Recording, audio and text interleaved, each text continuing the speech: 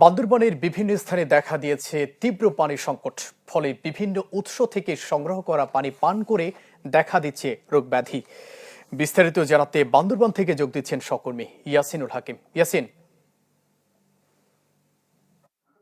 জবায় তীব্র গরমের পাশাপাশি শীতের শেষের সময় এই সময়টাতে পাহাড়ের চারপাশে পানির একটা তীব্র সংকট লক্ষ্য করা যায়। আমরা বিশেষ করে যদি বলতে চাই বান্দরবানের চিম্বুক, কাঞ্চি, রংছড়ি, রোমা সহ বিভিন্ন দুর্গম এলাকাগুলোতে যে এটা পাহাড়ের ডালটে মানুষ বসবাস করছে, সে সমস্ত এলাকাগুলোতে পানির তীব্র সংকটে আসলে মানুষের জনজীবন অনেকটা আসলে বিপর্যয় হয়ে পড়েছে।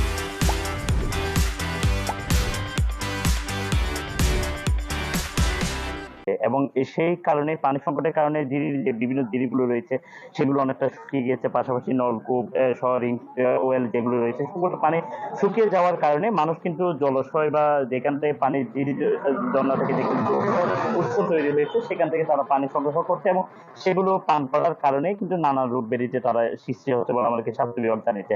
আমরা কথা বলেছিলাম স্বাস্থ্য বিভাগের ডক্টরদের সাথে, তারা আমাদেরকে যেটি বলছে এই গরমের কারণে বিভিন্ন জায়গায় পানি দূষিত হচ্ছে, পাশাপাশি পানির তীব্র সংকট দেখা দিয়েছে। মানুষ পানির তৃষ্ণা নিবারণের জন্য বিভিন্ন জায়গা থেকে যে পানিগুলো পান করছে সেগুলো বিশুদ্ধ না হওয়ার কারণে বিশেষ করে পানিবাহিত ডায়রিয়া, নিউমোনিয়া, সর্দি কাশি বিভিন্ন রোগ ব্যাধিগুলো তৈরি হচ্ছে এবং স্কিন ডিজিজের মতো বিভিন্ন রোগ ব্যাধি আসলে মানুষের তারা জানিয়েছে।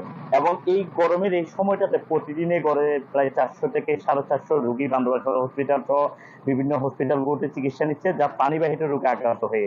এবং স্বাস্থ্য বিভাগ যেটি বলছে এই সময়ে যে পানিগুলো জিরিতন্ন থেকে বিভিন্ন জায়গা থেকে পানি উৎস থেকে মানুষ সংগ্রহ করে পানি সংকটের এই সময় পান করছে, এই পানিগুলো যারা বিশুদ্ধকরণের মাধ্যমে বা বিশুদ্ধকরণ মেডিসিনের মাধ্যমে পান করে তাহলে এই রোগগুলো নির্মূল করা সম্ভব হবে। পাশাপাশি আমরা কথা বলেছিলাম জনস্বাস্থ্য প্রকৌশল অধিদপ্তরের সাথে, কথা বলেছিলাম জেলা প্রশাসনের সাথে, তারা যেটি বলছে পানির যে সমস্ত এলাকাগুলোতে পানি সংকট রয়েছে সেই সমস্ত এলাকাগুলোতে বিশুদ্ধ পানি ক্যারিং করে নিয়ে সেখানে মানুষদেরকে দেওয়া হচ্ছে এবং এটির মাধ্যমে পানির পর্যাপ্ত বৃষ্টি না হওয়ার কারণে কিন্তু আসলে বিভিন্ন পাহাড়ের দুর্গম এলাকাগুলোতে পানি সংকট দেখা দিয়েছে, সেটি নিরসনের জন্য কাজ করছে প্রশাসন।